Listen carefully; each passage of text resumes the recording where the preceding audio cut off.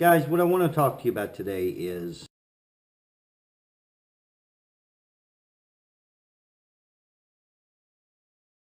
Corvette versus Viper. I have a 2016 Z06. I have also owned a Viper. I had a 1996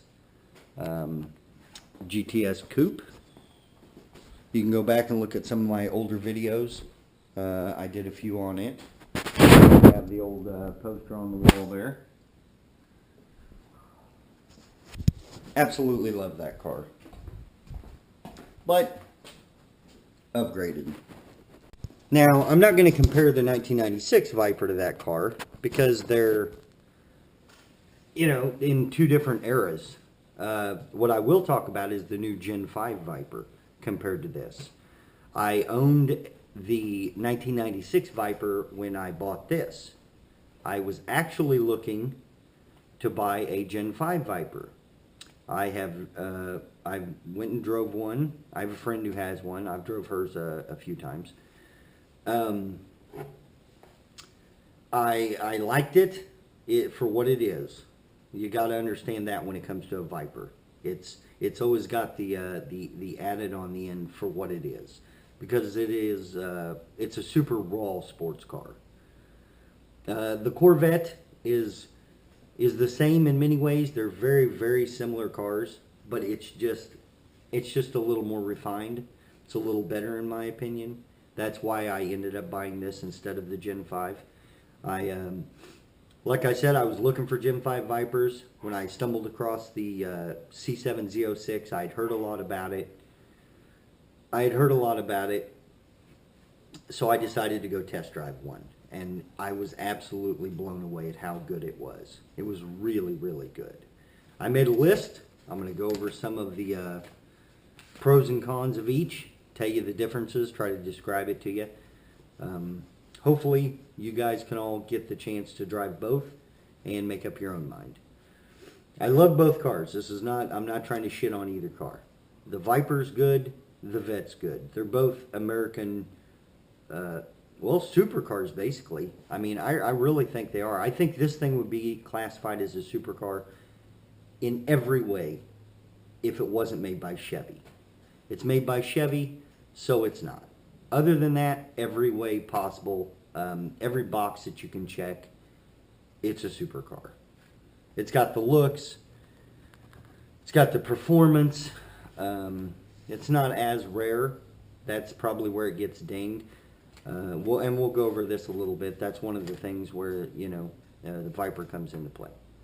So, right off the bat, the biggest thing, as you know, they don't make the Viper anymore. They quit making it this year. It was the last year of production for it.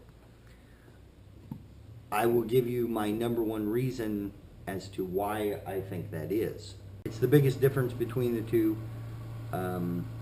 This is offered in an automatic, which the Viper is not. This is offered in an automatic, which the Viper is not. And I think that it was the number one nail in the coffin. I know a lot of Viper guys say it wasn't, but those are guys that, like me, wanted a manual car. I bought this in a manual. But this, on the C7 Corvettes, at least the Z06s, it was an 80-20 split, manual to automatic.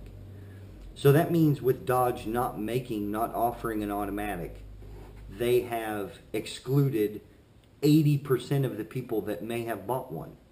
Because only 20% went for the manual in the Z06. Okay, I'm going to go over some of the big differences. The Vette, some of the things it offers that the Viper doesn't, some of the things that the Viper offers that the Vette doesn't. The automatic not being offered in the Viper, that's a big one. For the Vette, here's the pros. Automatic, the roof comes off. It offers the heads-up display. That's cool. The Viper doesn't offer that. The magnetic ride suspension, which is amazing. It's absolutely amazing. I've owned a lot of older cars with, what would be considered adjustable suspension back then, the C4 Vettes and stuff. you couldn't even hardly feel if it made a difference when you turned it off. This thing is like, it goes from stiff as can be track to Cadillac smooth. I mean, it really is that amazing. And it changes just instantly, you know, when you flip that switch. It's amazing. The magnetic ride's awesome.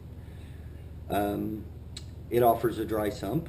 The Dodge Viper did not, which I was really, really disappointed on that. I know they've had some problems in the Gen 5s with the bearings.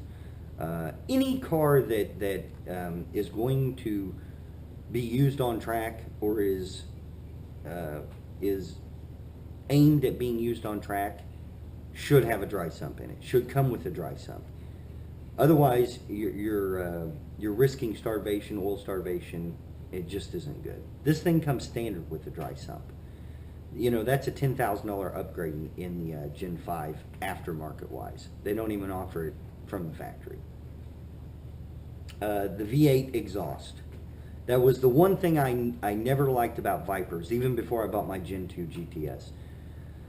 I always didn't like the exhaust. Now, I had a GTS Gen 2, so it had the rear exit exhaust, so it was a little better. But most Vipers, every other Viper, come to think of it, besides the Gen 2 GTS, comes with side mount exhaust. That means whichever side of the vehicle you're standing on, you're hearing 5 cylinders. You're not hearing a V10. You're hearing 5 cylinders of the 10. And it sounds like a tractor. It doesn't sound good, to me at least. I don't think it sounds good. It is hard to beat the sound of a V8, a Chevy V8. It just sounds so good. Then you throw a cam in it like I did mine, and holy moly, it's, you know, it's good. So that was another ding on the Viper. I hated the way it sounded. This offers the PDR. That's the performance data recorder. It's an option. You have to pay for it. It's about $2,000, but it's a camera built in where you can record track times, and it overlays all your information on the video. It GPS's your location to track the track that you're on. It's awesome. The PDR, I would recommend that to anybody getting one. Okay, those are some of the things that the Corvette Z06 offers that the Viper didn't. As well as just when I went and test drove it, I mean, the feel is totally different. They look very similar, but they ride way differently. Some of the things I didn't like about the way the Viper felt as far as sitting in it, it felt like you were sitting up too high. It felt like you were about 2 inches, the seat was sitting up 2 inches too high. And that was the lowest back it could go. And I'm not a big guy, I'm 5'10", about 180. So, you know, I can only imagine if you're a 6'3", you know, 200-pound guy. But it felt real weird, the placement. Now, all of the Viper pedals, even in my Gen 2, are offset to the left. And the Gen 5 is no different. They're offset a little bit. You get used to it, but it is a little weird at first. It does feel a little weird. Your entire body is pointed to the left. The window line, the top of the windshield line in the Gen 5, it just seems super low. So you're sitting up too high in the seat, and the window line on the windshield is too low, so you got to scrunch down to look over it. It's just not a comfortable feeling at all. The steering wheel I thought was way too big. It felt too big in your hands, diameter-wise. The shift knob felt like a softball. I mean, the one in this is much smaller, stock. And it just feels so much better in your hand. It's so much smaller, fits your hand. Maybe I just don't have big hands, I don't know.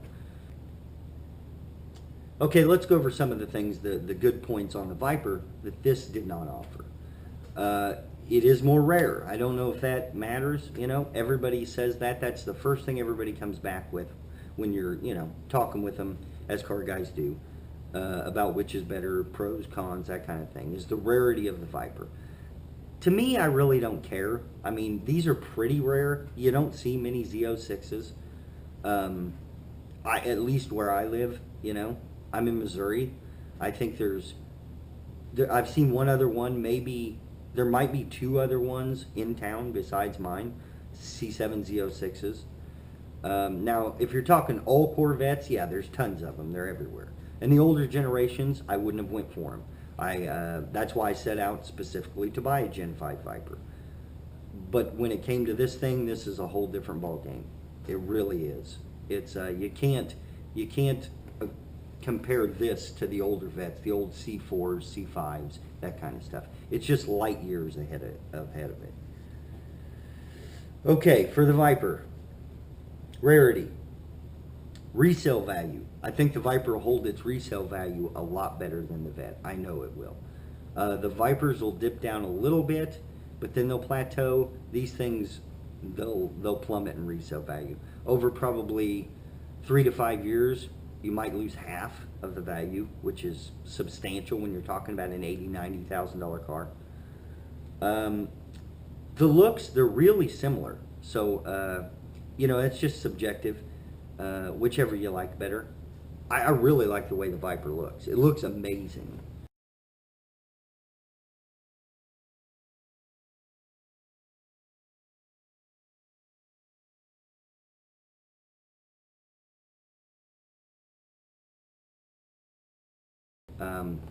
It might look better than this. I don't know. The C7s, they, like I said, they look so similar that it's a toss-up on looks. It really is. I like the angular looks of this one. They really, like the Stealth Fighter, they cut sharp corners. The Gen 5's more smooth and curvy. I actually like the looks of the Gen 2 the best out of any of the Vipers. And I think a lot of people will probably agree with me on that. And I know with the Gen 5, they tried to bring back that look of the Gen 2 Viper. Okay, guys. Wife's home. She's home for lunch. Let me continue wrap this up real quick. Looks, super similar, subjective. Performance, I think the Vet is supercharged, the Viper is naturally aspirated. I kind of appreciate both. I like both. I like the naturally aspirated aspect of it, but the supercharger is also cool. That thing hits like a ton of bricks. It has 40 pound-foot of torque more than the Viper stock, factory. I think the Viper's 640 horsepower and 600 foot-pounds of torque. The Vet's 650, 650.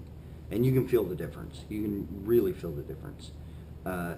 One of the things I didn't like about the Gen 5 Viper was as far as power, it feels like it's dead until you hit about 4,000 RPMs, maybe 4,500 RPMs. Then it all comes on. It's all top end, which is weird because that they decided to do it that way. My Gen 2 GTS had a lot of low-end torque. I mean, it was instant throttle response. You hit it and it pulled, like this thing. This thing's much faster than the Gen 2, but both of them pulled hard from the get-go.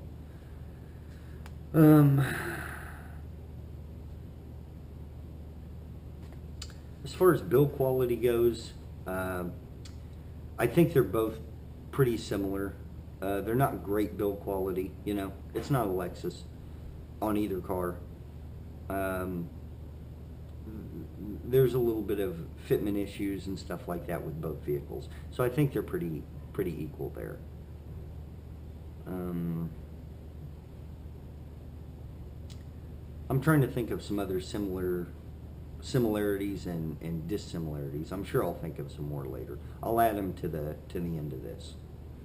But for now, that's my review. Love both cars. I'll probably own another Viper at some point. Oddly enough, I'd like to have a Gen 1.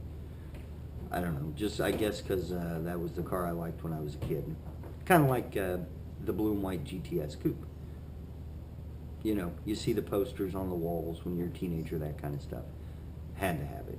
So I'd like probably get a Gen 1 red, typical, what you think of when you hear the word Viper. That's it.